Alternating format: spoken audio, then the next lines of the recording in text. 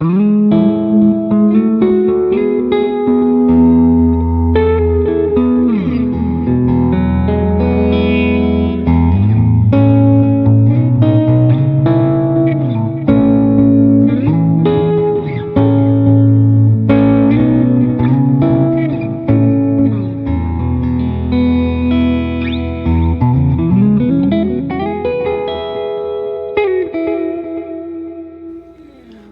howdy folks. It is a cold day, relatively, here in Virginia.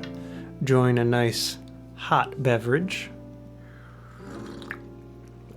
A little hot toddy action here this evening.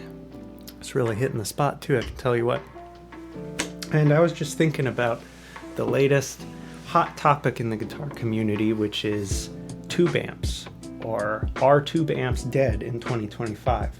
I guess you could call it a hot topic. I've seen a couple videos about it, and I figured it'd be fun to weigh in on my opinions as someone who has little to no experience with amps. I've owned two real amplifiers in my guitar playing journey thus far, one of which was a PV Decade practice amp. It was like a little 15-watt practice amp. Some artist came out and said he used them and they skyrocketed in value, so I sold it and made a quick buck. They're pretty cool, sounded all right. Then I, of course, owned the Line 6 Spider, you know, what every 13-year-old owns. Had the insane setting, you know, sounded awful.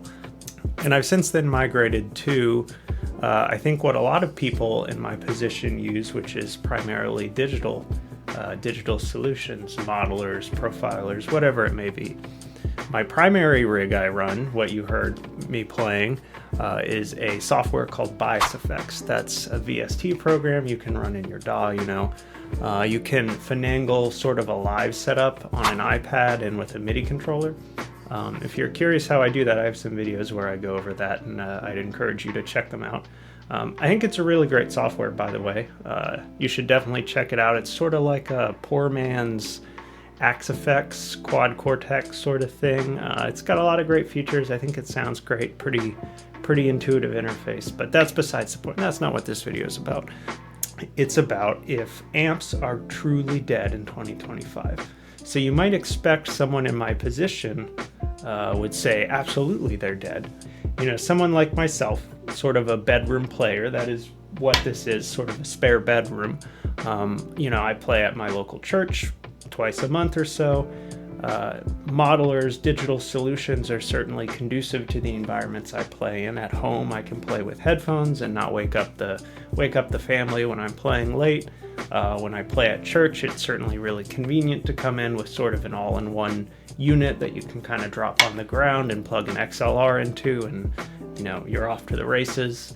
As sort of an intermediate player who's not super set in their ways playing-wise, it's certainly really convenient to be able to pretty much, you know, on a whim, pull up whatever amp profile, sound, model, whatever it may be on whatever platform.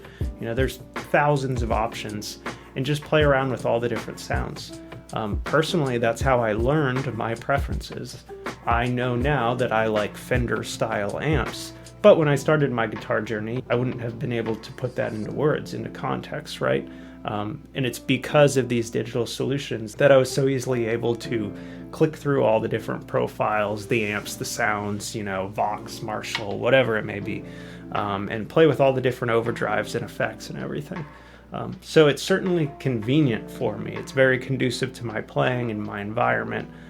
I think it sounds pretty good, and arguably I'd say it sounds just as good as real amps within the context of a mix or a live event like a church that you might be playing at. Sure, if you're really listening closely, you're a true guitar aficionado, you might notice a difference, but to the lay person listening, they're not going to care, right? But with all that being said, and with my support and appreciation for digital solutions, I don't know if I would say that amps are dead in 2025, or if they'll ever be dead at all, in fact. And I know that because I myself have found myself looking at amps. I could see myself owning an amp someday. You know, I'm doing what we all do, you know, peruse Facebook Marketplace or Reverb or, you know, whatever it may be, and you're looking at deals.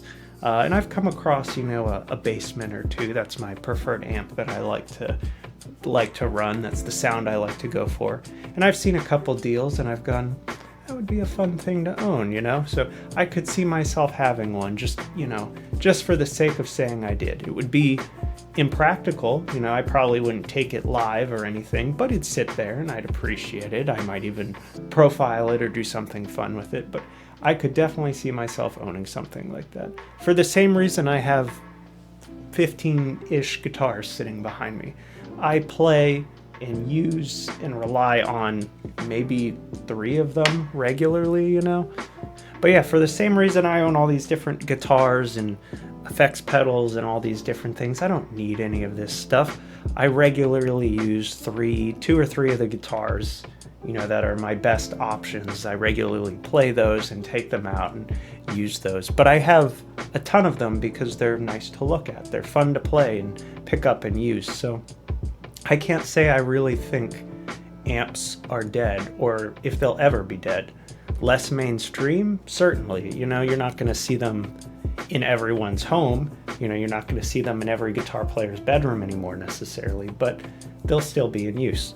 For me, I'd say I think amps are going to go the way that sort of car culture has gone with classic cars, you know.